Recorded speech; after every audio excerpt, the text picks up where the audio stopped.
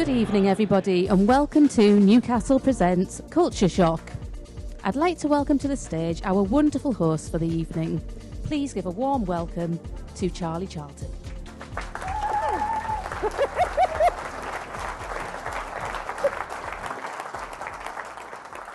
Welcome to Culture Shock from Newcastle Helix Presents. And the whole idea is that we celebrate the relationships we've got and the talent that we've got bursting out of this region that everybody has been absolutely keen to celebrate. So, if I haven't had a chance to meet you yet, there are just a couple I feel at the moment. I'm Charlie Charlton. I am Newcastle Helix Community Engagement Manager, which sounds extremely posh. It just means I go around chatting to lots of people, which is quite nice. And I worked up the road at the BBC for like 20 years. And as I used to come out of Central Station and walk up the road, I saw these buildings, this beautiful architecture just emerging out of the ground, and wondered all the time, what on earth goes on in there? You know, behind that beautiful glass and metal buildings. So now my job is to get inside those buildings and meet you guys and find out all of your stories about what you do, and then pass it on to everybody else. So I am not a scientist. Thanks. I'm definitely not. But what I do know is people, and I love hearing about what you do all day. People don't understand. So the deal is, with all of these events that we're going to be doing, there are no stupid questions. Just talk to people, find out what they do, they'll explain it, and then hopefully we'll build more collaboration across the board. Now, alongside me, supporting a different football team to myself, the Blackhawks, is Chris Taylor, who's over there behind the camera, because we're going to be recording this, just so you know. Now, Chris also has very fond memories of this site because his dad used to work fixing all the refrigeration at the brewery. So on a Saturday morning, Chris would turn up here when he was very little, play with all the nuts and bolts that his dad had, drink loads of this really strong orange pop. Not that the brewery made, he was only 10. It was actually from the vending machines. And that was his wonderful memories of this site and its history, the smell of the hops. Everybody will know that from this city centre. And now, of course, you've passed through his time at Super Crush, developed the videos for what was Science City and is now Newcastle Helix. So it's funny the way life works. Thank you all for all of your donations as well to our wonderful neighbours, the People's Kitchen. Can we have a round of applause for them actually tonight? Mo Anderson is here. They are pretty special. They're nestled, as you'll have seen, right next to these futuristic buildings, but their home has been on this site for hundreds and hundreds of years. Tonight they'll be feeding 250 people while we're here. So any of your donations of food and money is very, very welcomed. It's a lifeline to them. I think it costs them about £10,000 a month just to stand still. So yeah, they're part of our community, a very wonderful part of our community. Now, as I said many times on the BBC, the absolute superpower of the North East is our people. And nobody has ever disagreed with me on that. Of course, we're known for being extremely friendly, but do not underestimate us. We are leading the way in so many areas of problem solving. We've got tech, we've got digital, we've got the life sciences, we've got defence, we've got so much that's here. Well-aging, all of that. And then add into that, you've got, the contact centres, the boom in all of the facilities that we can offer, gaming. So let's celebrate that, and let's see what we can do to kind of make a little bit more of that. We do know that if you've got the Geordie Nation behind you, as has happened with Newcastle United, dare I say, it can be a wonderful power. So that's why it's so special to have you here. I've already noticed in the audience, so we've got the press here, we've got local press, national press, we've got SMEs, some multinationals as well, people from the university, the council, third sector, voluntary sector. So it's the police, very important to see you all here. Thank you for being part of this. And you're here not because I've paid you each a tenner, because I can't afford that, but because you want to be part of the North East new narrative. So before we deep dive into the conversation tonight, a conversation that is so important for our future, why don't we hear a little bit from some of the people here at Newcastle Helix.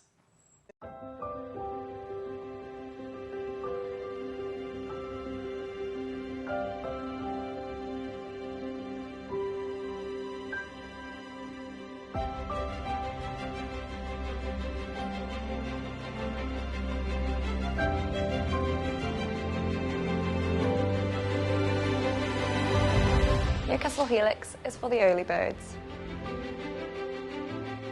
And the night owls. Newcastle Helix is supporting innovation.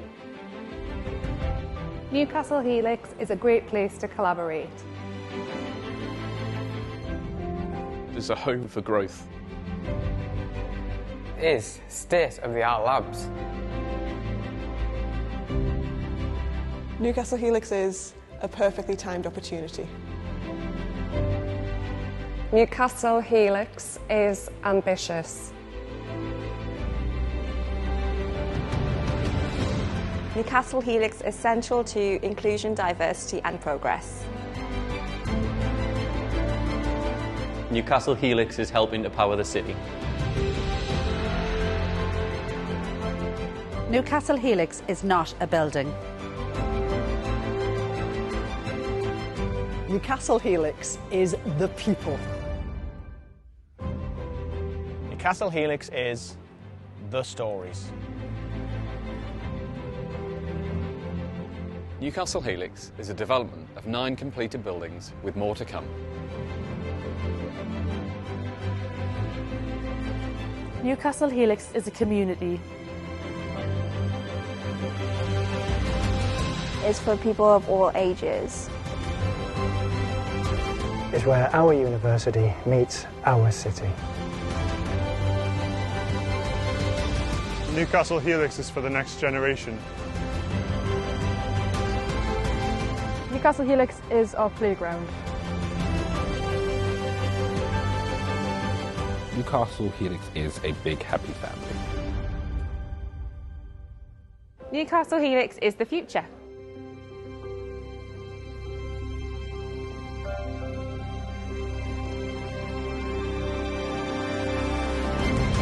Newcastle Helix is mint.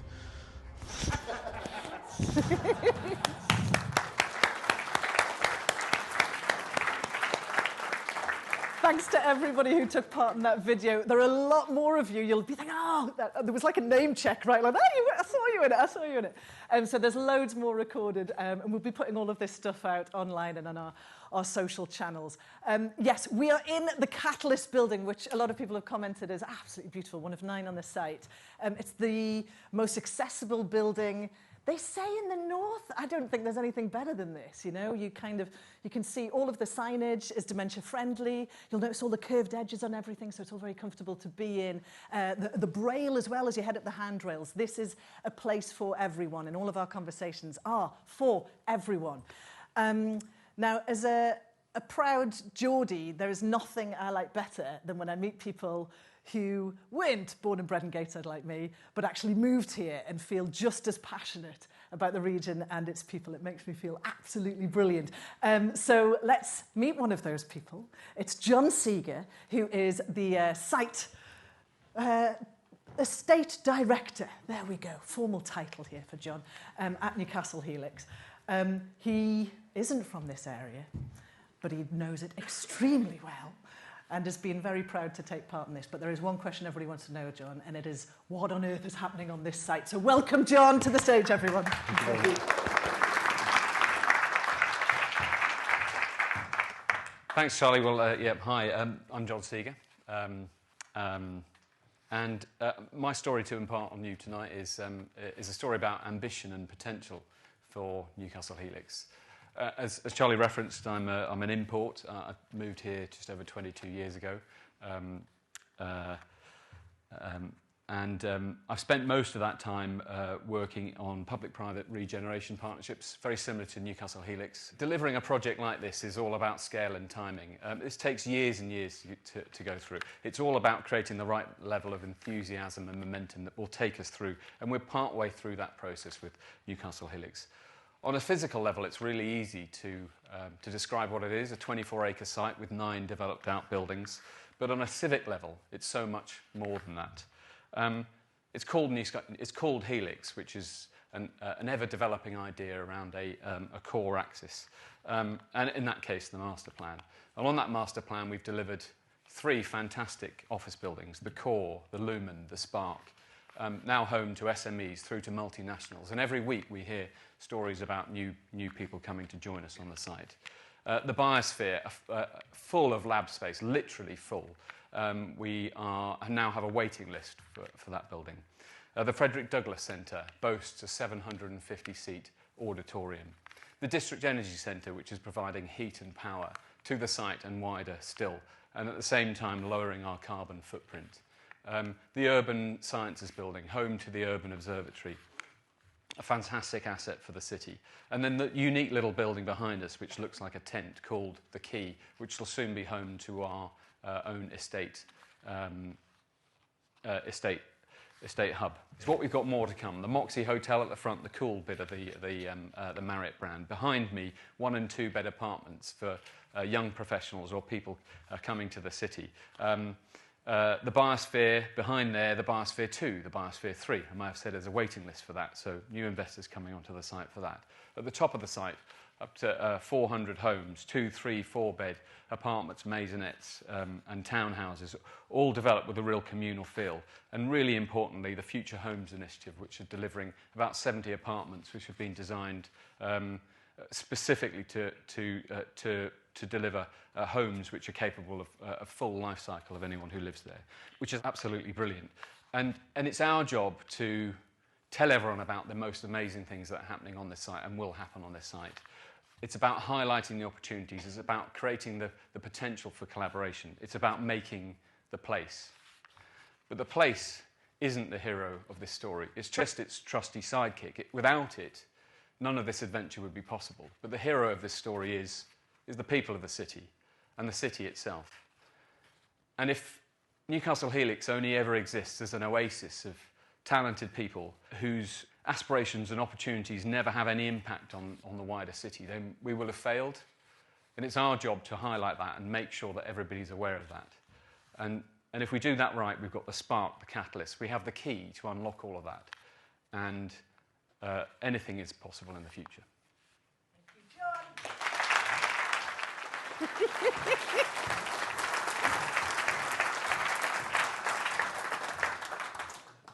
That man has literally been travelling the length and breadth of the country, so he's done very well to get here on time. Thank you so much, John. Right, so he's been talking about the people there.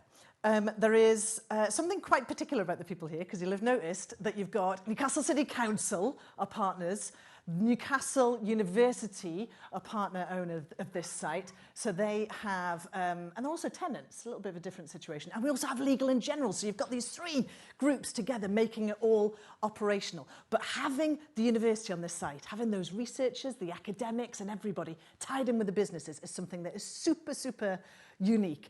I know that some of the MBA guys are here today, and I'm so pleased to see you because you blew my mind the other day with how impressive you are. But somebody else who represents this in a walking, talking way is Janine Yonchik, who's going to be mortified that I'm calling a Dr. Janine Yonchik, because that's the only person she tells that to is a bank manager. She is an expert in hydrology and spent ages with the School of Computing, like almost 2 decades, I think, over in the very posh USB over there. Very smart building, but is now with the National Innovation Centre for Ageing. She is a very special lady. Welcome to the stage to talk about the knowledge transfer of this site, which helps grow the talent that we've got here in the North East. Janine! Thanks, Charlie.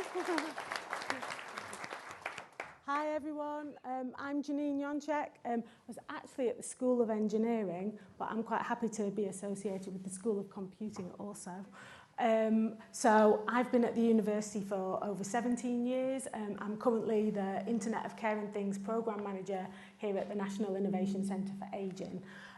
If anyone doesn't know what NICA is, National Innovation Centre for Ageing, we're a national centre with a global reach through our Global Voice network.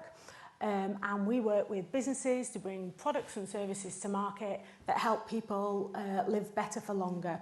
So I think what's quite funny is lots of people often associate NICA with like old people, but when you think about it, no one really identifies as old. So it's really important that we understand that we're all aging from birth, and so we work with businesses to bring products and services for all people. And so that's really important. So Nika, we're on the third floor and it's full of lots of really talented people that all design things that are cool, that work, function really nicely with that human-centric design. So before I joined Nika, I was at the Urban Observatory, which is based in the Urban Science Building across the road. And we measure lots of different things, sensors all around the city. You might not have noticed them because they're kind of designed to not be noticeable, but basically they measure things like noise, air quality, traffic flows.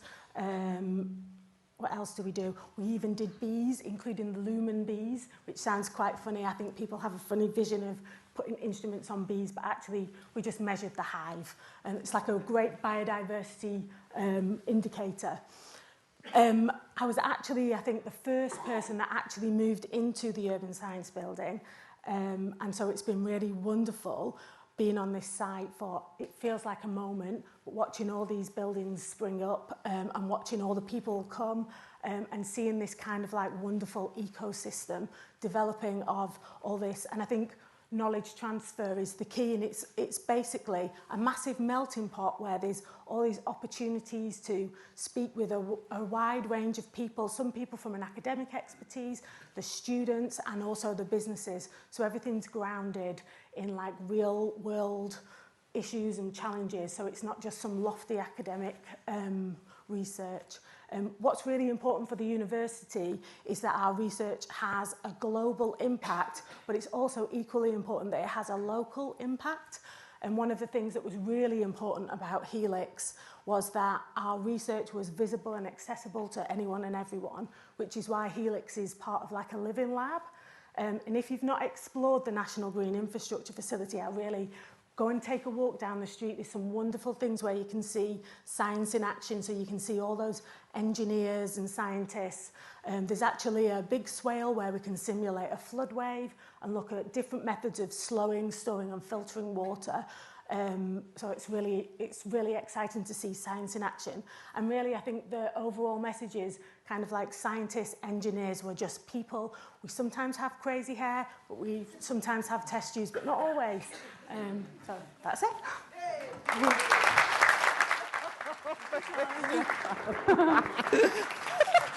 Sometimes have crazy hair. What she's saying is she's got this amazing energy, but I have to say that her 70-year-old man still beats you at parkrun. There we go. So the whole point of tonight is I want to introduce you to as many people as possible. And a major part of this site is about that wonderful collaboration and who is here. There are some fabulous stories that I've already heard. We arrived in December and started to hear about people working together, but those little potentials were there as long as people knew what they were up to. This gets me on to our next guest. So, very unique. We've got this knowledge transfer. You've got the biosphere, the USB of professors doing spin-outs, and we're going to get into that in this conversation in just one moment.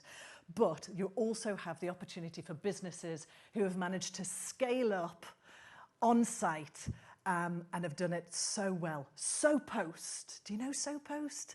So they have effectively established the digital sampling industry, okay? I didn't even know what that was. And there are these people working in Newcastle sending out eye creams and things like that to everybody around the world. They've been doing it for 10 years. They're about to win awards in this thing. I mean, this is big stuff. And to top it off, they're one of the most energized tech teams I have ever met. They're brilliant. One of them is a head of design, and I'm delighted that he's here today because I'm also delighted he chose the Northeast to be his home. He started off in Japan, he went to South London, he went to Scarborough, and then he went over to China, and now he's back. He was tempted in by South Shields, so now has some sand dancing children, but works here in Newcastle. We're delighted. Please welcome to the stage, Adabi!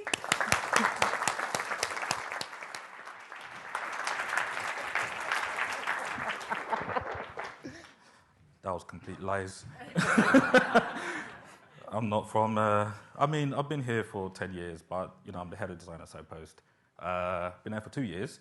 And if I was going to be completely honest, I'm here to say how amazing Northeast is, but if I was going to be honest, I didn't choose Northeast. It wasn't on my bucket list.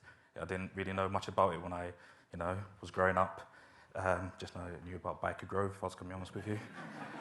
But, you know, I was born in Japan, like Charlie just mentioned, and then I was raised in London, to Scarborough, then moved to China. We found out, me and my fiance were expecting, and I wanted to stay in China, and then begrudgingly, I said, okay, let's live closer to your mum.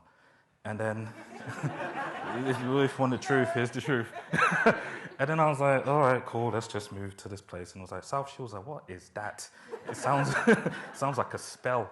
So then moved to South Shields, and it was like, wow, this place is strange, man. Like, everyone is so bloody nice, too nice. They're trying to sell me something, or trying to indoctrinate me into a cult.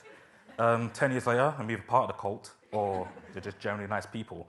One thing I quickly learned as well was that it's actually quite a big tech hub. I have my entire career to thank, you know, by living in the Northeast. Started off as a junior designer, and I worked myself up, you know, with lots of guidance and lots of people's helps and lots of mentorship. And I was able to work at such amazing companies. And one of those companies, I'm being paid to say this, is SoPost, the people over there. Yeah, SoPost is a product sampling company. Charlie's hyped up better than I'm about to, so I'm not going to even attempt. But we work with some of the biggest brands in the world on a daily basis, and we have offices all over the place. We have offices in London. Oh, they're all watching me. Let me try and do a good job. London, US, Australia, Germany, France, and others to come. I haven't been to 90% of those places, but hopefully this talk will encourage that. And I'm, you know, the head of design, so I see up, you know, just how we can make it a better user-friendly experience. And what product sampling is basically is we connect brands with potential consumers. Simple, but we want to make sure that the brands and the consumers we're connecting, they like each other, a bit like dating, but, you know, with product samples. SoPost, again, I'm going to use the word wacky a lot. It's a bit of a wacky place. It's a bit like Dunder Mifflin, you know, from The Office, where we have like big personalities, but we're really, really good at what we do. And that's kind of, I'm really happy to call the Northeast my home. I'm really happy that SoPost is based in the Northeast because there's just so many connections and so many hubs. For example, this place right here. There's, if I want to talk to someone to help us with our onboarding, there's a company right next door. If I want to learn, I don't know, if I want to hire a dress, there's a place upstairs. There's so many things to do in the Northeast, and it's actually fantastic. I don't want to hire a dress today, but if I did, I'm just saying if, you know, if hypotheticals. But every time I speak to someone, to speak to John, I was like, what do you do? I do this. Like, oh my Lord, there's a doctor right there. There's just so much opportunity and so many amazing people in the Northeast. But then I do stuff as well. I'm, like I said, head of design. Because the place is so generous, I'm going to return that generosity. So if you needed any help with product design or consultation, pro bono, don't worry, I'm not trying to sell you anything. Yeah, holler at me. I've got a bit of a resting face, but, you know, as soon as you tap me on the shoulder, it's fine, I'm friendly, I'm famous, you see me over there. That's not actually me, anyway. Doesn't matter. So it could be, you never know. But yeah, so I feel like the Helix site, you know, it's got so many amazing transport links. It's also, you know, I've got 2 kids, I'm tired a lot of the time. It's got lots of coffee shops. It's got lots of scenic routes to walk around. I generally love this place. And I love the fact that there's such beaming technological opportunities here. And just the fact that I can talk to anyone who's doing something amazing. Last but not least, I'm quite good at running workshops. And I feel like I'm good at making people work better as teams. So I run a side hustle called Make It Pop. And, you know, I've been able to build that because of the opportunities here in the Northeast. So, yeah, I think that's it. Thank you. Okay, cool.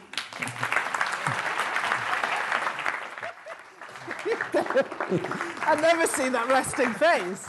Oh, so the thing is, how do you get people like Ade? How do you get all the other people that are in this room who weren't actually born and bred here to come? So this is that attraction of talent, and then keep them when we get them.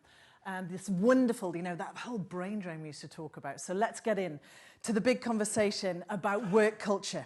So things have changed considerably, of course, since the pandemic. Yes, there were some enlightened CEOs who had ideas further back in time, but now you've got this newly empowered workforce, and they want to change things. They want things to be in a different way. They want to work from home. They want to work remotely. They want to do maybe the 4-day week. The 4-day week, when I was on, you know, presenting breakfast radio programs, that was way out there. they wouldn't talk about it. And yet now, it's just standard conversation. You've got businesses which are paving the way in the Northeast for this in a worldwide aspect. So, the reason that this is a bit of a challenge, North Shoring, particularly at the moment, where you've got companies down south offering maybe 30, 50 more £1,000 to people because they want their talent in the Northeast. And on top of that, they're saying, you know, you don't need to come here. You can stay up there. But how do we keep that intellectual property in the Northeast? How do we encourage people to you know, have their families here and those future generations? So what else matters to you in your work and your life? What are the trading things? So to kick us off on the panel for Culture Shock are three people from companies based here at Helix. Please, can you welcome Marie Labus, the founder of AMLO Biosciences, which is a spin-out from Newcastle University based in the biosphere. Marie. And then we've got Steve Forshaw-Kane, who's the CEO at the software company Scott Logic. They're based in the Lumen. And we've got Nazmin Akhtar, who is a solicitor at Womble Bond Dickinson. They're in another building, The Spark. So as they get themselves settled, the way we're going to work this, okay, we're not going to have the standard panel and then the Q&A. You're part of this, okay? We have a mic ball. Where's Sally? Oh, dear life. Okay, right, pass me. Give it a go. Okay, the deal is, you catch this. I managed. Chris plays American football and was just totally thinking I wasn't going to catch that. Okay, so the deal is, you catch this, you talk into it, that's it. But we want to have everybody meeting as many people as possible. So say your name if you work for a company before you tell your story or your opinion. So then people can be like, that's Dan. He makes widgets. Yep, I'll go and chat to him afterwards. So that's it. That's the mic ball. That's the deal. There we go. Neil China, thank you very much, Sally. Okay, so let's get started. I'm going to actually just recap then. So we're in the midst of this. It was called the War on Talent the other day. It sounded very dramatic. So how on earth do you manage to kind of tackle that? Marie Labus, I'm going to start with you because you're quite an extraordinary woman. Thank you. For many reasons. So as a journalist, you're looking for what you call like a top line, okay? So different stories. And I sat down with Marie and immediately I was like, okay, so you, female-founded business in life sciences, doesn't really happen. All-female management team, extremely rare, and then managed to negotiate millions of funding from your bedroom over COVID. So you've not done too bad. But can you tell everybody what AMLO Biosciences actually does, in layman's terms, like you did to me? Yeah. So AMLO Biosciences are a spin-out from Newcastle University. And what we're trying to do is develop tests which you can use for skin cancers. So you can identify patients who are at more risk of their disease progressing and those who are low risk who you can manage more conservatively. And this is by finding two proteins, isn't it? Yeah, and it's based on two proteins which are present naturally in the skin. And so you're looking, if those proteins are lost, overlying the tumour, then you're at more risk of your disease progressing than if they're maintained. Yeah. So the amazing thing is, if you manage to stage that development, you could potentially be saving the NHS millions of pounds and helping people's psychological health. I mean, one of the big consequences of a cancer diagnosis is the anxiety that the patients feel afterwards. So what our test can do is identify those people who are at low risk and you can manage more conservatively. And it just removes that whole pressure of, is my disease going to progress or not? Now, when I went into your office space, you've got the wet labs and the dry labs. Yeah. And what I noticed was your team is extremely diverse, but there is a lot of Northeast people in there. So how have you managed to get them? I think it's a challenge in life sciences to attract talented people and keep them in the Northeast, because quite often we're seen as sort of a springboard to go to the Golden Triangle, go down south and work. So retaining talent is very, very difficult. And we were finding that recruiting people was difficult, and quite often you had to detrain them, especially if they'd come from academia, for example, before they could work in that business environment. So we thought, let's just look at this from a different angle. Let's bring in people who are really keen and maybe don't tick all those boxes academically and train from within. And so we offer a programme of training for staff through day release and accessing some of the training that's available in the Northeast to let them develop themselves while they're actually in post. And when you put a job advert out, you leave the scientific terms a bit further down, don't you? Yeah, because I think the transferable skills are just so valuable. And quite often people don't think that that's what an employer is looking for, when in fact actually the softer skills are the things that are far more important a lot of the time in business than actually the academic qualifications. I'm going to bring Steve Forcher-Kane in on this one because you initially started off in drama and then headed into tech, so you know all about the values of people, the qualities, the soft skills. Is it the same in tech as in working in the lab? Pretty much. I mean, the thing I used to love about acting was the sense of company. That there's a whole bunch of crazy people on the stage, behind the scenes, behind the camera, doing the lights, and it's the way those people all combine what they do that is the results. Like, you can't do without any one of them. And so many years ago, because I wasn't a very good actor, I had to find a second string to my bow, and I fell into technology, and I just had this ability to talk to people about what they were doing and how they were doing it. And I think the reason I moved from being an in-house technologist to being a consultant was because I could do that, because I could bring people together. And so, one of the things we definitely talk about at Scott Odjo, it's Sam in the audience, so he's going to keep me honest on this, but we talk a lot about, the culture in our organization comes with kind of one rule that I firmly believe in, which is to be a part of this, you have to have a voice. And you have to feel that you have a right to use it. But the place you work, you have an inalienable right to speak up and say, I see a thing, I think it could be better. I see a thing and it's great and I want people to know about it. But increasingly, what I talk to people about is you have that voice. That's a deal breaker for me would be to feel that you didn't. But it comes with a responsibility. So not only do you have the right to say, I want to change how my organization is, I want to change my experience of work, you also have the responsibility to bring that to us as well. And it's quite empowering. I was telling Sam a story just earlier where there was one day I was working in the kitchen area and had the headphones on, the head down, and doing what I normally do, and someone kind of sat down opposite me, do you mind if I sit here and eat lunch? I'm like, no, I'm on a call, but And I took the headphones out, and you could see it dawn on his face that he'd sat down quite by accident with the CEO, and was now kind of, what the hell do I do with this? And I was like, tell me one thing you want to change. Tell me one thing you want to change. Well, I'd like to think about how we think about communities of practice and how, I might be able to be in multiple communities of practice because I feel I'm being a little bit sidelined into just a developer. But I'd like to explore a conversation around business analysis and actually working on the more business side of understanding. And so once again, I was like, well, let's work out how we do that.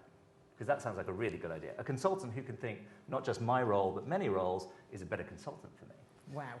Can I bring Nazmin in on this? Because that story there feels a little bit similar to what happened with you, because you are... Nazmin's one of those people who I find are simply extraordinary. So they're kind of like a full-time mum, full-time solicitor, and also run 2 charities. Yeah? Happens all the time. But you, to be serious about it, you were living down south and you were tempted back to the northeast because you needed something, but you were willing to trade. What was that? Well, my move to Newcastle, to be honest, was motivated by my daughter, who needed to go to school the following year, so she was 4 at the time, and I was applying for primary schools and applying and looking at all these. I was living in Oxford at the time, and I was looking at this list going, I don't have a clue what these schools are about. And then from there, it dawned on me that actually I haven't really thought about how it's going to work come September, because all my family live in Newcastle. I'm in Oxford alone with just her, so I have no family around. My colleagues were my friends, and so if I'm stuck in a meeting, I don't have a friend to call to say, can you pick her up? Because actually they'll be stuck in the meeting with me at the same time. And I was having these thoughts and having conversations with family and friends about what I should do. I was thinking, okay, I think I need to cut my hours down so that I can make sure that I can, pick her up from school, because who else is going to do it? Or looking at, after school and childminders and everything like that. And then I actually started thinking more about, the impact of that. If I have to reduce my hours, for example, how does that affect my career progression? Will that delay promotions? Will that mean actually I can't get the meaty work, so to speak, and will that then affect the experience I gain? And then one day, epiphany hit me, because actually thinking about how I started my career, in law, because I actually decided I wanted to be a lawyer at the age of 14. And this is a really interesting story, because didn't have any experience. No one in my family was a lawyer. And at the age of 18, I'd finished my A-levels, and everybody kept saying to me, are you sure? Because law is very, very, very competitive. Are you sure you want to do this? So I took a gap year, and I still wasn't sure what I was going to do with this gap year, so I started applying to different places. And I applied for a legal secretary position at what Womble Bond Dickinson used to be back then, Dickinson Dees. No. And I got an interview, and I said to myself, no, I applied and said, if I get an interview at Dickinson Dees for a legal secretary, then I know that I will be a lawyer eventually. So I went to the interview, and I didn't get the job. But I said, you know what, this is what I want. You know, I said that if I get the interview, then that'll be my sign. So then I went on to, you know, study law and then train and everything else. So I was actually thinking of that in Oxford, just, you know, thinking about how I started and how I'm going. And then it was like a light bulb moment. I was like, hold on, Womble Bond Dickinson is in Newcastle. And that's literally how it started. And I thought, that's the law firm I wanted to be at when I was younger. That's in Newcastle. Why and I'm going to show them what they were missing when they said no. And then you got it, and then you're there as a working mum, and there are certain points in your diary, if you just picture this, you do the school run. Yes. So you're working Monday to Friday, you do the school run. So everybody in your team, they don't book meetings that are going to run and hit, what is that, like 2:30 to 3:30? It's half an hour, so 3 to 3:30. 3 to 3:30, yeah. So that's blocked out. Yeah. Now, Nazmin is so dedicated, I can actually, insist on this. So I spoke to her straight after the school run. I didn't know anything about this. Juggling the child on the phone, having meaty conversations with me about stuff, and you just do it. And is that what you're talking about? If you're going to ask for something, you've got to be willing to give back as well. It's that kind of trade-off. So it's a responsibility on both sides. Absolutely. And I mean, we have a thing, I should say what I'm about to talk about predates me joining Scott Logic. I've been with Scott Logic 2 years. I'm a proper southerner, Melbourne, Australia. I found my place here, but it's been a long journey. But, I have this thing called the people promise. And it's something quite unique in consultancy. I've worked in very large consultancy organizations, global consultancies, small London-based organizations. This is the first time I've worked in Newcastle, but I definitely feel I've found my place because we have this thing which is about, somebody described to me as, it feels like you've created a new covenant between you and the people that you are creating a community and that you're asking them to commit to. You're making commitments back to them. And the sorts of things we have in that are, we don't think our commitments to our clients should come at the expense of the well-being of our people.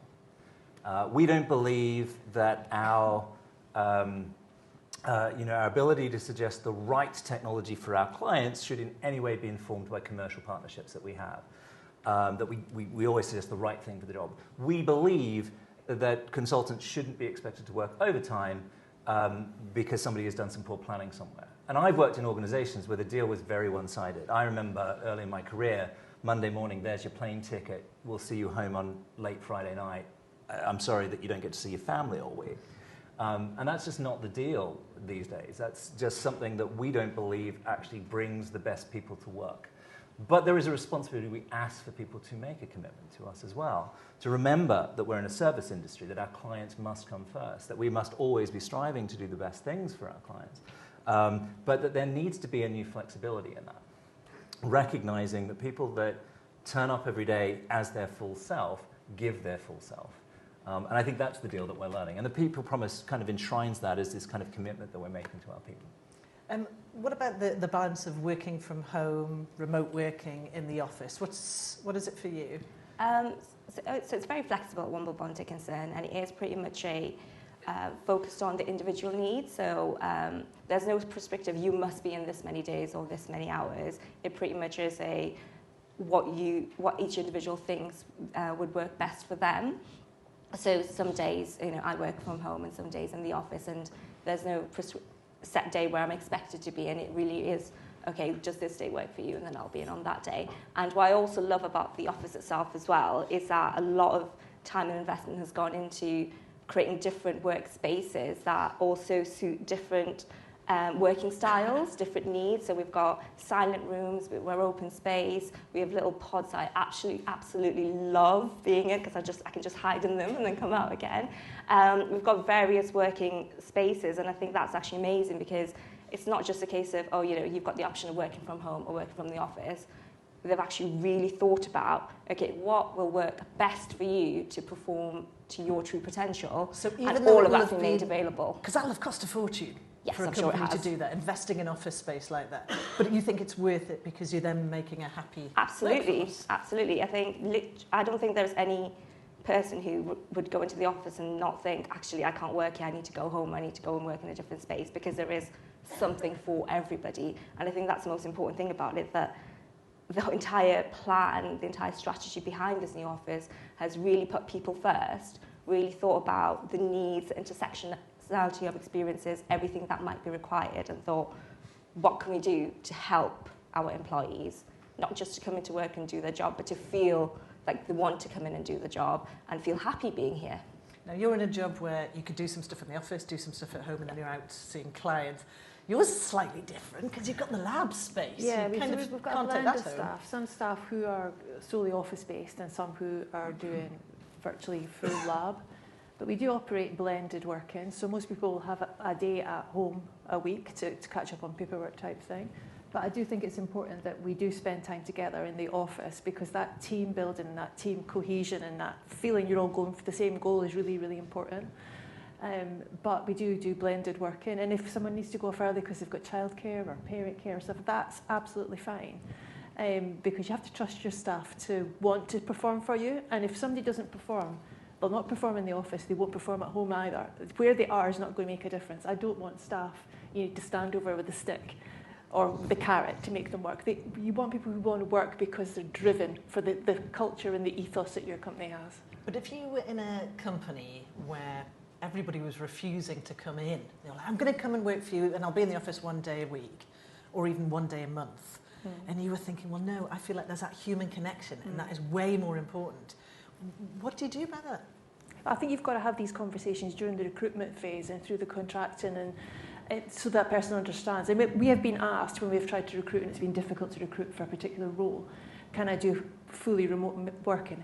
No, and even if the role that person's doing is almost on the periphery of the major team, you miss so much from that contact with the other people in the team. You lose the fact you're all working for the same goal. You need to spend time together. And my staff, some who are sitting there tonight, they go off to Nando's for lunch together and stuff. And that part is just as important as actually working on a project. Yeah, there was a survey, I feel like it was a LinkedIn survey from last year, and it was something like 48% of the respondents, and it was quite a large survey, had said they wouldn't take the job unless they had some form of remote working. They wanted that level of control. Actually, it's Di Gates. Can we get a mic call to Di Gates here? I'm going to bring you in on this. So Di runs Stick Theory, so has been in the whole freelance world for so long with all of that, but is also part of the connection story. Set this up, and you've been doing some research recently, Di, haven't you, which is centred around this work culture. And what did the survey show? Yeah, absolutely. The survey was really around, I'm a big believer in the importance, as you just said, of human connection, however we create that. And so we've been doing some research to see how people are feeling, how connected they are to their colleagues, their managers, the work they do, their organisations. And yeah, there were several things that came through. It was quite an interesting division in age responses. So most people that took the survey, fell into two age brackets. There was kind of the 25 to 44-year-olds, and then the group I've just joined, the 45 to 64s. And yeah, there was quite a strong split. So the younger age group, there was only 10% of those that were spending sort of 4 or 5 days in the office, most of the time remote. Of the older age group, 24% of them were in the office 4 or 5 days a week in a typical week. But interestingly, when we asked about how happy they were with that blend, the reverse was true. So the older age group that were in the office more had a much higher satisfaction rate of finding they had the right balance, something like 80-odd% as opposed to 60%. There was another big difference. So do you think from that, I mean, it's hard to extrapolate, but do you think from that the younger people were just feeling disconnected? It's really hard. It's hard to consider. I've just started crunching the number. The survey only closed a few weeks ago.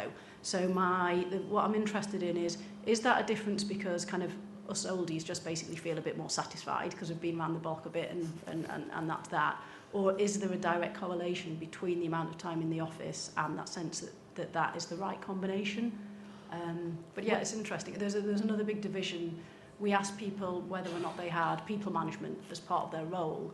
And on the whole, across all of the about 40 questions in the survey, those that had people management of a role scored more positively on everything in terms of how confident they felt having conversations at work about flexibility, about how energised they felt about their work. So there's something about being in a people management or having responsibility for people that seems to correlate with dealing with this flexibility in hybrid world much better. You're not an oldie. But that is so interesting. Has anybody got any feelings on that, about that difference in the age groups? Has anybody noticed that in their own firms? I don't know if you guys have. So younger people wanting to be out of the office rather than in, compared to 45 plus. What do you reckon? I think we have a general mix, really. I think I couldn't say that there was a specific age group that wants to be in the office or not. I think it is pretty much the individual base, like depending on their needs and what they want to do. So I think there is, but actually we find quite a connection with some of our younger folks wanting to be in the office. We do quite a lot of work with grad intakes. And if you want to learn, the fastest thing you can do is learn by experience, by being with people.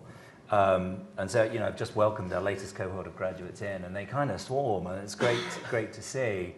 So I don't think we've cracked it yet, and I think, we see different patterns with different teams, and most of our teams are quite broadly demographic in terms of the range of ages within our organizations. At the heart of it, though, software development is a creative activity. You are literally creating something virtually out of nothing, and that creation is only, I think, it's most productive when there is real contact between the people. So we are starting to see teams naturally navigate what sort of level of connection works for them, and our clients are generally not in the building with us as well. So there has always been a nature of virtual relationship, and we're starting to see that actually the teams are working out what works for us in this context with this group of people, which will be together 6 months, 12 months, 18 months, and then disband and reform. And we're seeing different patterns, but I wouldn't necessarily say we see that particular age spread, but generally the younger folks, because they're so hungry to learn, and the best way for them to do that is to be with more experienced people. We also see people wanting to be in the office with them. I think that, the age bracket we didn't, the under 25s wasn't a bracket we had a great response from in numbers of the survey. So again, it's early days. I don't want to make sweeping generalisations, but I think there's a distinction again. The under 25s, those starting out in their career, I think have absolutely got that appetite for connection and absolutely. Yeah. It's an interesting thing as well. You talked about the grads, because a major part of here, you're a spin out from Newcastle University, but bringing in all of that talent, those fresh minds straight out of academia, is Millie here from Motivate. Millie, hey, can we get a mic ball to Millie actually? Go on, give it a, see if she can catch it. Go. She loves the gym, she'll be fine. There she goes. Right, Millie Probert is at Motivate, who are based in the core building. But you're a Newcastle University graduate. You were doing politics, I think, Millie. Yeah. And then, but involved in loads of community stuff. And then a former graduate of Newcastle University sort of spotted you. Yeah. And now you work here. Yeah, so I was running a networking event for some research that I did in my final year, working with a domestic violence charity. And we invited lots of pillars of the community, Chief Crime Commissioner, politicians, and also lots of alumni. And at the event, I met the CEO of Motivate, Anthony Jones, who is in front of me. And he's also a politics graduate, and we got talking. I reached out to him after the event to go for coffee. He introduced me to the team. I loved the work that he was doing at Motivate. I wanted to be a part of it, and that's how I ended up staying in the North East as a graduate. And you wanted to stay here, didn't you? Yeah, definitely. I loved the North East. I loved the work I'd done in my research. I'd loved studying at Newcastle. And so was looking for a great opportunity for me in the North East. And I'm really proud that I was able to seek that out. But it was also really great to have someone see potential in me, even if I didn't see it just yet. That's a wonderful thing to hear. Oh, look at that. Exciting amazing moment, isn't it? I think, are there people that you've had within your teams, or people you've met, or where you just think, gosh, I can spot something, and we can just mould that? I mean, you're doing massive investment in training, Marie. We have, and we've been quite lucky. We've accessed some funding through North East Ambition to actually allow our staff to go out and do day release, to do various training, management, people management, or I love that you say day release. Day release, yeah. Day release from the company. That's it. Still ankle tag. And they can go and do that additional training. And as a company, it's not costing us any money to pay for the training, other than allowing them the time to do it. But I think you have to do that. And one of the advantages of being a small company, as we still are, we've got 15 employees now, and everyone works in close confines together in a communal office, you can see what other jobs look like. So you don't have to come in one lane and stay there for the rest of your career. You can have a go at something else, and you can shadow someone else and swap lanes, because that's how you find out what's available and what you want to do and what you're interested in. But why is that worth the risk for you? Because surely you've still got a job to do, and you've still got things to deliver. I mean, you know, effectively saving lives. But if you try and force someone to do something that they don't really particularly that enjoy, and they're envious to try something else, they'll go somewhere else. So you're not better to actually be accommodating for that person and keep them and that talent in the company than just say, no, that's not your job description, you must do that. Let people explore different things. I started off as a biochemist, and now, I never saw that career path coming, but I didn't want to stay in my lane either. Are there people within Scott Logic? We've got this extraordinary young woman called Molly. She's a graduate, I think I'm right in saying. I'm looking at Sam. Yes. Developer, so engineer, running software, who just said, I think I might be quite good at consultative selling. Now, we sell to financial services, investment banks, very serious people. We sell to government, very serious central government departments. This extraordinary young woman who knows what we do as an engineer, still at the very start of her career as an engineer, just said, I want to get into that. And again, it was, in my head, well, we've put a huge amount of investment and support to bring this person in, to train them up, to get them ready to do this. But if her desire is to do this other thing, and her desire is to sell Scott Logic, I represent us to our clients, I don't want to get in the way of that. And she is truly extraordinary. She's probably a knockout star in our sales team. Again, so it's just setting that up and saying, yeah, let's do that, because that's where you are wanting to go. And that's something that you have been able to navigate as well, because you wanted to do charity work, and the company you work for gives you a bit of 2 days release to go and do that, but you've also managed to invest time in that. Yeah. Does that encourage you to stay with them? Absolutely. It was one of the driving forces as to why Womble Bond Dickinson was so attractive to me. We talked about my charitable work in our interviews, and I could just see that actually they really do care about CSR, they do care about making changes. As you said, every employee gets 14 hours of voluntary time, so you can take 2 days out of your paid time to go and do voluntary work, which I think is absolutely amazing and shows a huge commitment towards supporting charitable causes, bearing in mind that Newcastle Helix has 500 members of staff. So if all 500 are taking 2 days out to do voluntary work, the potential contribution that's going to be made to the communities is absolutely immense. On top of that, we're constantly supporting pro bono initiatives. So at the minute, we're supporting the University of Law Small Business Clinic, providing pro bono support. We've worked with the Helix Foundation and various other organisations, and we're constantly on the lookout to find help, find ways to help the community. And I just think that's a real, it's a real strength for Womble Bond Dickinson that they recognise that actually, as well as being a business, we have a role to play in making the world a better place, making our communities better. And there'll be cynics in the audience going, well, it's just because it makes economic sense. Because obviously, any time you lose somebody, it costs an absolute fortune to try and recruit somebody back in, train them up. So it's better to find and invest in these tactics, maybe lose somebody for 2 days a week or whatever, 2 days a month, to charity work. They'll make money back. But you think it's more than that? Well, okay, so as you said, I run 2 charities myself, so I know what the third sector's like. And actually, I'm sorry, but it's not the case that there are lots of people just waiting to volunteer. You have to really encourage people to go out there. As awful as it sounds, the reality of the situation is that whilst there are amazing volunteers across the country, that is the minority. The majority aren't getting involved in charitable work, they aren't getting involved in volunteering. So actually, I don't think One Will Bond Dickinson is thinking, oh, if we give 2 days volunteering, that will encourage people to stay. It is very much a proactively wanting to highlight the importance of volunteering and saying, why don't you go do this? And it actually also does help with, building self-esteem, building new experiences, building team building. So they have really thought about it and thought, no, this is what we want to do. And it's also reflected in, if we go back to the point about training and development, and I have to give a huge shout out to our solicitor apprentices.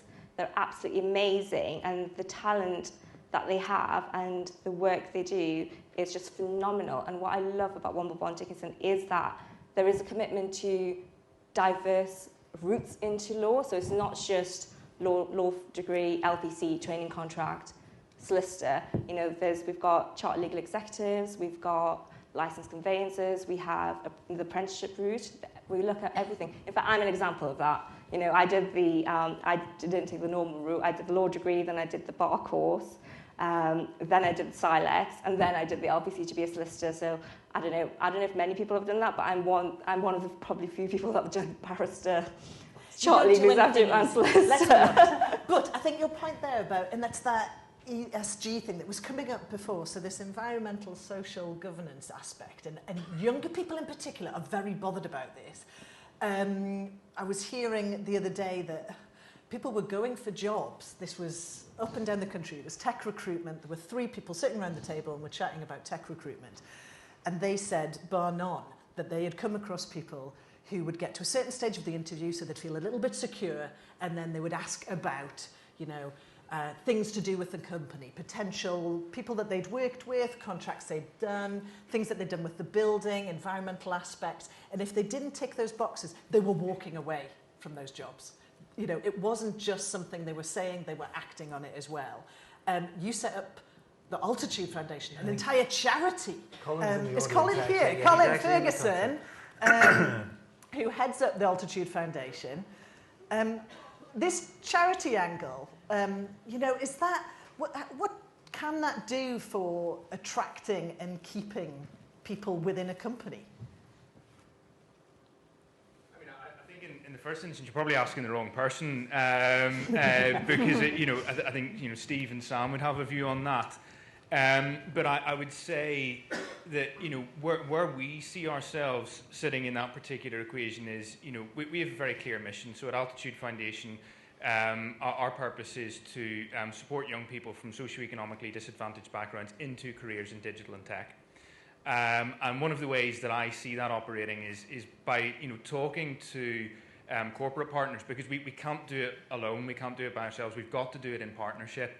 And one of the things that we're articulating is, well, this is sort of, the talent pipeline in the future. This is people who perhaps will come and work for your company, who might not otherwise do so if they don't have the kind of opportunities to find out that you're there. And, my observation coming into this space, I didn't work within digital and tech before I started at Altitude Foundation, but my impression was, well, actually, if you're outside that bubble, you have no idea just how much is going on. And then you get into it and you go, wow, actually in the Northeast, this is fantastic. There's so much happening.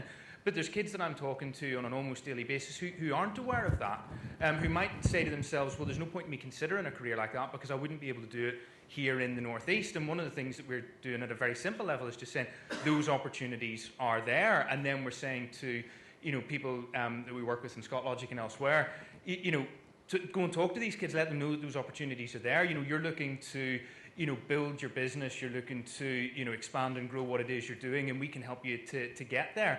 But also, there are people that will be working, in your company who want to feel like there is a kind of social purpose, that there's a social value to what you're doing alongside the kind of the day-to-day. And maybe this is one of the ways that we can do it quite organically. So we can sort of tick a lot of different boxes all at the same time. And that, given what we do, I think that's quite an easy thing to kind of, it's an easy narrative to kind of put together. But I think, anyone within the third sector who's looking at, working with other corporate partners, it is about, I don't think it's wrong to say, well, what are you getting out of it? Where is your interest here? Where's your sense of kind of social value or social purpose? What do your people want to see, and how can we help you to achieve that? And then you're helping us to achieve what we want to do. And you don't think that's a conversation that we should shy away from? Absolutely not. No. Thinking about it from the particular perspective of what it is that we do, I'll be honest with you, Altitude Foundation is for people. And we're really lucky that we're based here on the Helix site. We're in the Lumen, in with our friends at Scott Logic, but we're just for people. And, we can't do it by ourselves. We can't do it alone. We've got to leverage support from education partners, corporate partners, other third sector partners, and you've got to have a kind of conversation, I think, about almost what the quid pro quo is.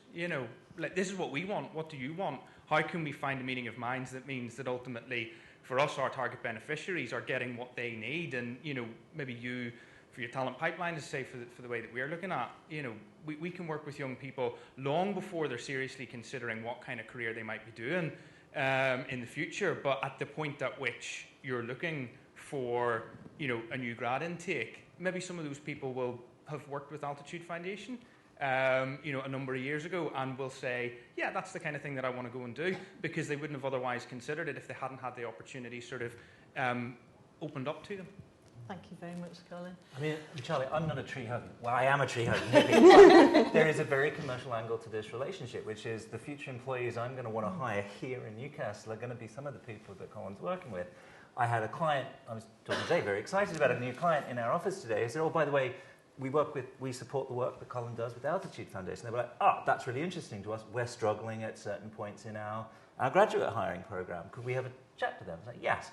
More likely to work with me, more likely to support Colin. The more that ecosystem starts to come together, all the ships on the rising tide will rise. So that's kind of how I think about it, as much as, yes, people ask me about who are these Altitude people, why are they in their office?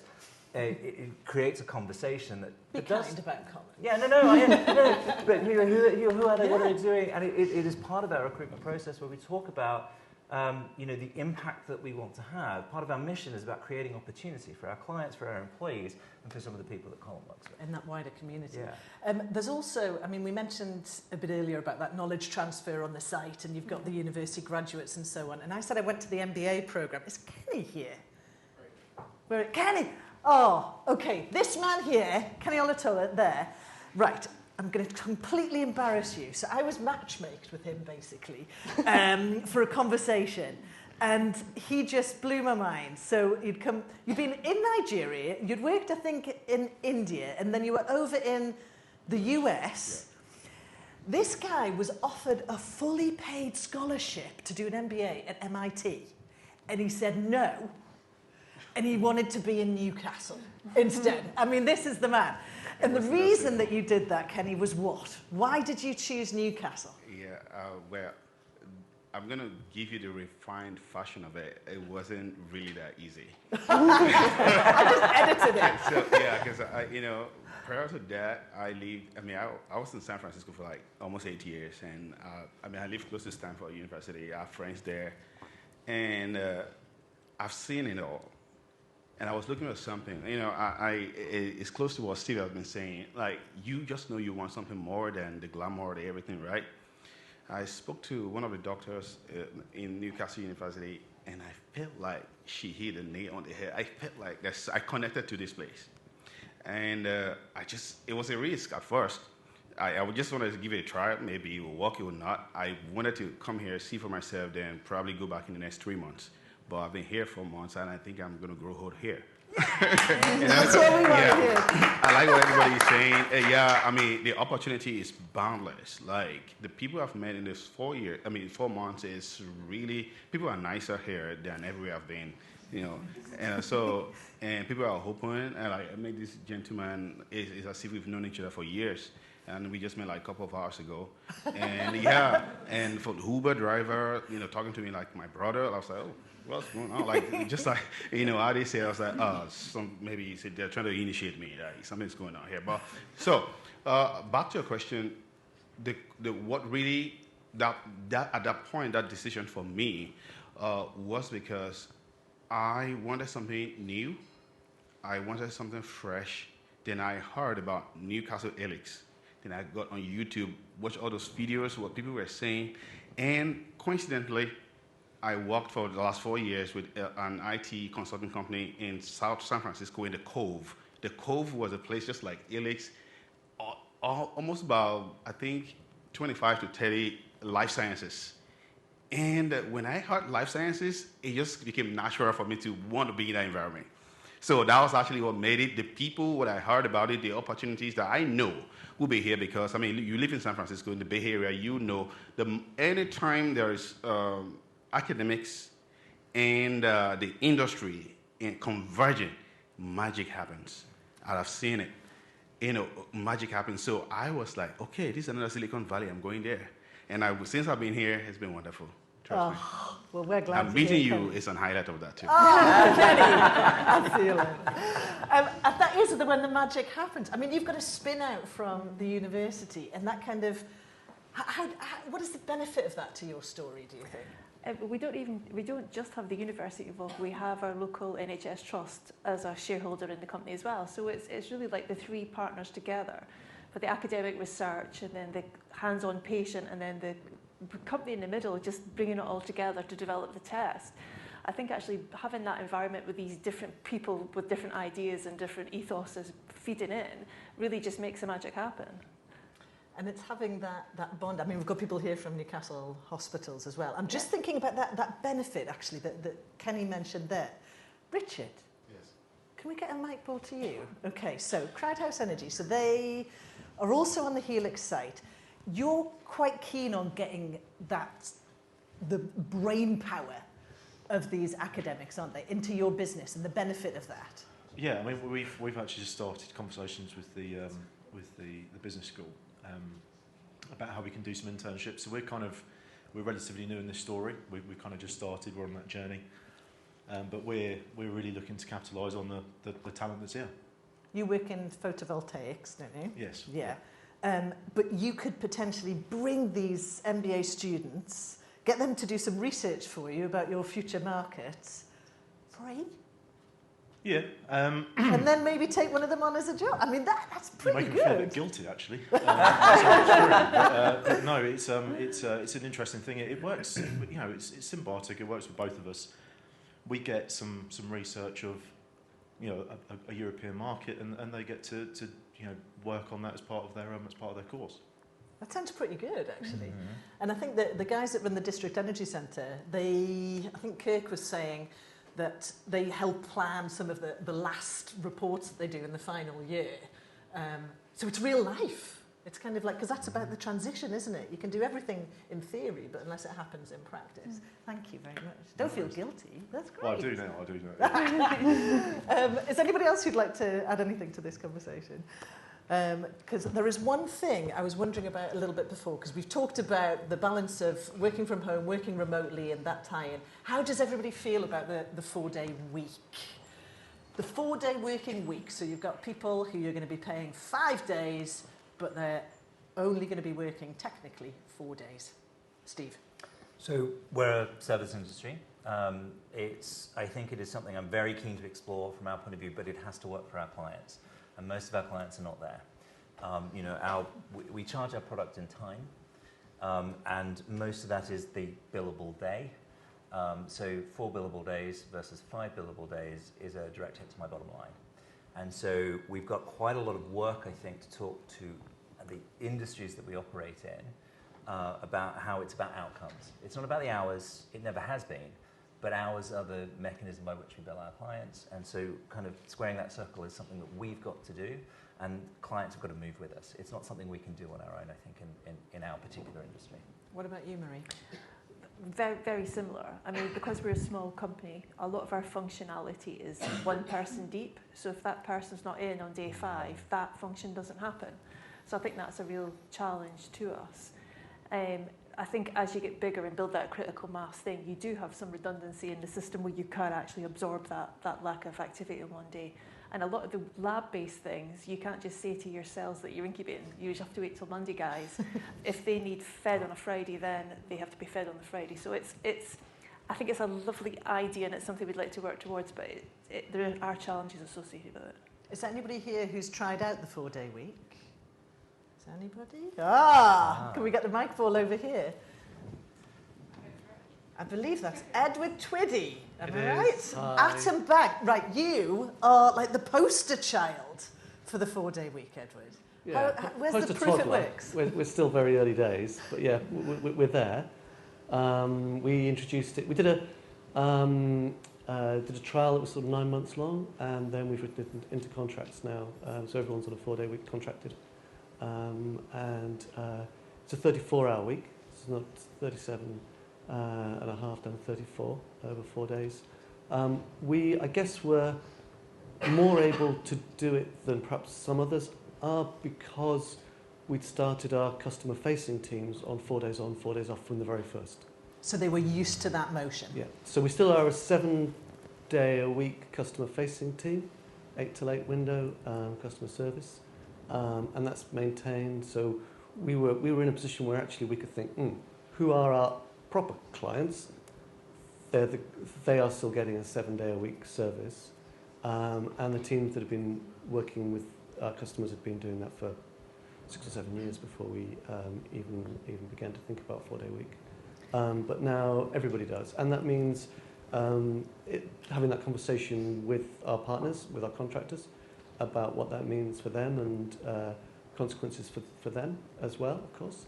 But in terms of what it's meant for our staff, well, first of all, I'm not going to pretend it wasn't in part a defensive action. We were finding ourselves being hollowed out by those businesses, looking at talent in the North East, and sometimes North East businesses as well, and everyone should be ready for that. And with attrition rates rising through 2020 and 2021 in particular, we felt, well, what's the equation here that people are going for? And we can either chase up the price curve, or you can have a different type of contract with people, and people talk about different types of covenants. And the deal we made was time for productivity, and it works. So you spotted that people were willing to trade more on money rather than time. They wanted time as a priority. It was a judgment as much as it was something where we'd done a huge amount of investigation ourselves, but we did a lot of talking to other people around the world. Iceland had done it for a very long time, led by the public sector in that case. How's that helped with recruitment? It totally transformed recruitment. We now get 500 to 600 times more applicants for every post than we did before we introduced a 4-day. Say that again? 500 to 600 times. 500 to 600 times more applicants? Yeah, and we started measuring about 300 different indices from 3 months before we introduced the trial, and we kept measuring them, and not a single one has gone down. So engagement, productivity, compliance,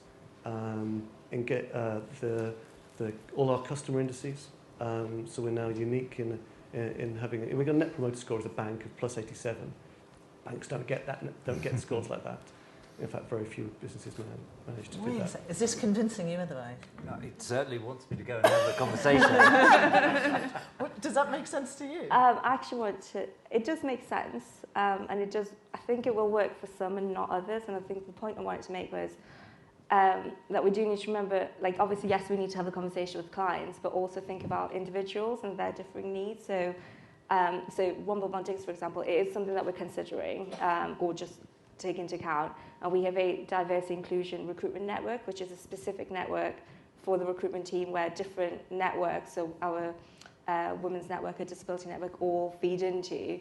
And one of the key things that's been mentioned is that the 4-day working week is interesting in principle, but what about those who have caring responsibilities, who have disability needs, who might not be able to work the longer day, who actually need that spread to be able to do their work? And what about those who are already part-time, who only work 3 days a week to begin with?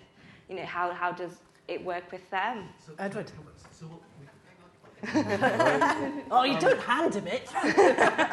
So we offered people the choice, 34 hours over 4 days or 34 hours over 5 days. And we offered people the choice of which day they wanted to not work. Now, the vast majority of teams work Monday, Thursday.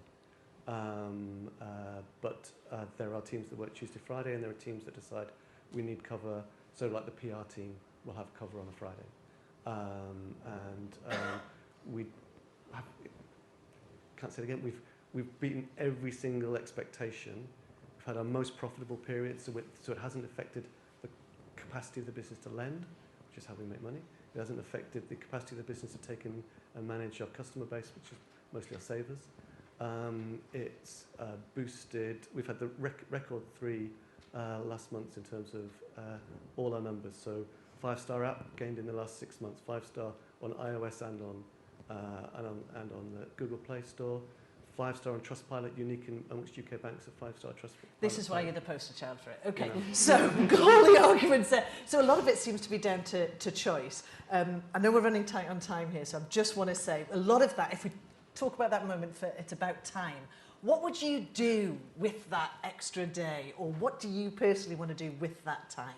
We'd say that the North East is like a great place to attract talent to because we've got this great work-life balance and the quality of life is so good, but what would you do with it? You took one of your days off to go and have root canal. That's not fun. It wasn't a day off, it was a well-being day. A well-being day, Yeah. okay, all right. But Yeah, what so would you do if you had this a little bit of extra time and it was paid for? What would you do with it? Look, I'll be honest, the last time I got extra time, I set up a new charity, so I'll probably just Oh do my that. goodness. But it would be that, it would be good to have that extra time to be able to do something nice. What would you do in the North East? In the North East, I probably would just literally just start visiting every place, like with my daughter, like go to the museums and all of that. I mean, we do that anyway, but do more of that. Have that opportunity. What about you, Steve? I think I'd probably get out a bit more.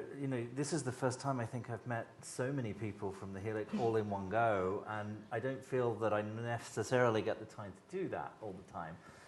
So definitely do that. I'd probably read. I've got a pile of stuff I haven't got through that keeps getting higher and higher and higher. So I'd probably do that. Marie? I live north of Newcastle in Northumberland, and there's so many lovely places to walk. I'd just do more of that and do more on Hadrian's Wall because I've not walked the whole lot yet. You've done some of it? I've done some of it, yeah. Oh, I've not done got the whole photo lot at yet. Sycamore Gap. Is Brian Aiken here, actually? Brian Aiken? Can we get a mic ball to Brian?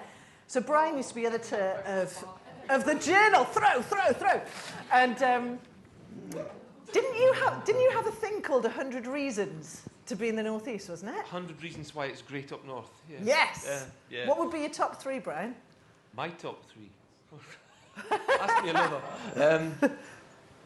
See, the 100 Reasons Why It's Great. Well, the people. I think the what came out earlier on was this is all about people and why this is a great place to live. And what really prompted the whole thing about It's Great Up North was in my kind of induction period, if you like. I met so many people who, like me, are not from the northeast of England, but a lot of them had one thing in common, which was they were promoted through their work to come to the northeast, and they were viewing it as a stepping stone. And when they got here, they and their families thought, no, this is home. I'm in that same position. I've been here 20 years now. My wife's from Lincoln. We both view this as home. We've got no intention of leaving the northeast. And so I started a whole series of articles, interviews, if you like, profiles of people who were not native northeasterners, but were able to talk passionately about the region. And it was those series of interviews that prompted the whole list of 100 Reasons Why It's Great Up North. And, my favourite one that I remember from the list was someone said, it's the smell of fish and chips when you come off the Shields Ferry. And I thought, I can relate to that. Those wonderful moments. Ade, what now, as somebody who has moved to the South Shields area, do you think there's something that we should be capitalising on in the North East when it comes to attracting the right talent here? It's affordable. I mean, that's quite important, isn't it? It's true. It's true. There was actually a point, just to interrupt, there was a guy the other day who said a brilliant thing to me, and he was like, yeah, there is that affordability angle. We've got we have got cheaper labour, we've got cheaper real estate, but we're not Poundland, we're Phoenix. Yeah, and I like that. I mean, you know, being a place where it's highly connected. If I want to go to Scotland, it's just a train ride up. If I want to go down south, train ride down. If I want to go to New York, it's a plane from the airport. But that's leaving, Adam. I mean, I'm saying if I can come back though. And I think what you were saying is that people do tend to come back. It's just a really nice place. I think what it has to offer needs to be showcased a bit more in terms of, you know, the amount of people who are just speaking today. It kind of gives me a bit of imposter syndrome at times. Like, why is everyone so talented? And you can easily make connections, and then, you know, being able to progress in your career, it's sometimes hard to do, but people reward you for your talents here. So I think there's things that we really should highlight, that there's a positive community that enables people to just grow in themselves and start families here. I've got 2 sand dancers, as you say. The smell of fish and chips. Oh man, it just gets them going. Is there anything anybody else would like to add to that? I'm thinking you've got invest. Oh, here, if we can get a mic ball over there. Go, throw! It's going to be fast-paced now. Thank you very much. Hi, I'm Alex. We are one of the people that have moved from the south to the northeast recently, about 1.5 years ago. And yes, I agree, your point over there, like affordability was a key decision factor for us. I started a charity and took a significant pay cut from my job in London. So moving to the northeast was one of those, like, we love it there. We've been on holiday once to Northumberland and then decided to move to Northumberland. So I completely agree with you, Marie. It's absolutely gorgeous. But interestingly, the people we meet in Northumberland are saying to us, don't tell anyone how nice it is. It's the best kept secret in the UK. Like, nobody knows how nice it is. That's why we love it. There's hardly any people here. So I think, like, there's that mix of how do you maintain, you know, the quality of the people, if you like, and that culture of genuinely so friendly. Like, it blows me away every day being from London. And keep that also, the peace and the space, and kind of sell that without like pissing off everybody in Northumberland. Going like, no, you're made really busy, don't tell everyone.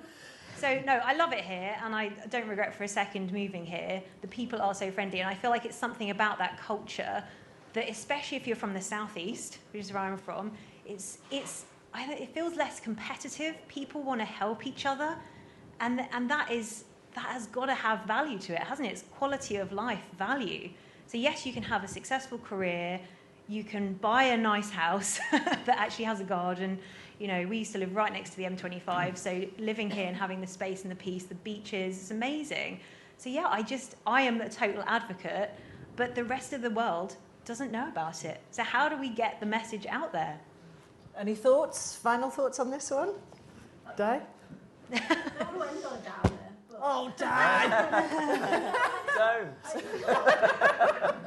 We felt It's roused. a challenge, not a positive challenge. Okay. So I agree. I think one of the challenges we've got is the likes of kind of Invest Newcastle and the investment teams. And I know this has affected the tech sector a lot because I'm working in it, but I'm sure this is across the board. You know, they were attracting a lot of companies coming headquarter in the northeast, whether that's from elsewhere in the UK or from overseas, with ring-fenced funding for jobs, with the ideal being, therefore, we'll attract talent in and grow the talent pool here, which isn't really what happens. What happens, it just creates like additional internal competition. So you get people hopping from one northeast firm to another, it creates a wage, etc.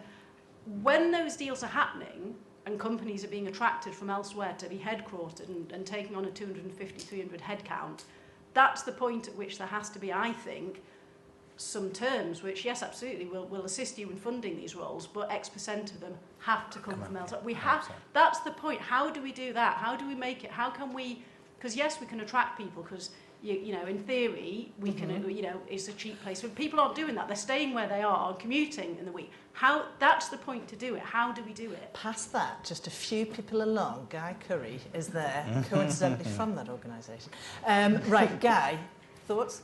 Yeah, I mean, my name's Guy Curry. I'm the director of Invest North East England, one of the investment agencies. So my job is to sell the North East. It's like magic. I mean, the gauntlet's been thrown down. How do you attract businesses to create jobs in the North East and ensure that they bring people with them and people work in the North East? And I think absolutely one of the main issues that any investor is looking for when they come to the North East is skills and the availability of skills. You know, I've had numerous discussions in the past 2 weeks, and always the question isn't so much about the sites, the costs, the access to markets, is have you got the skills? And I think we need to be honest that there are massive skills issues in certain sectors. But you know, I showed a really interesting Irish company round on downtown side a couple of weeks ago, and they're coming because they know they can get the skills. They might have to work and invest in them, but they know they can get the skills. There's a fantastic site. They've been to, and interestingly, they've been to quite a few other sites on the east coast of England, looking at that. And the MD said to me, another reason why I really want to come to Newcastle in the Tyneside is that my wife's going to have to move over to the UK, and this is definitely a place she'd like to be, in this wonderful city of Newcastle. But, you know, that's being slightly flippant, but it's a real challenge. It is a real challenge. And to me, I think the interest is one of the solutions potentially. It links directly into the diversity agenda, because we've got to be engaging underrepresented groups and retraining and reattracting, because we've got a lot of people, we've got this attitude that we've talked about. So I see them as bedfellows on how we do it, but I think that's the point to me where the change needs to happen. Steve, you were nodding along to that before. Yeah. I mean, I've opened offices now across the whole of the UK. I've never taken any money or grants to do that. I don't believe successful businesses should be pulling on the public purse to do it. But if they are, I think there has to be the deal that says not only are you attracting and creating jobs here, you're investing in the infrastructure that's building skills that is actually upskilling in this area. Marie?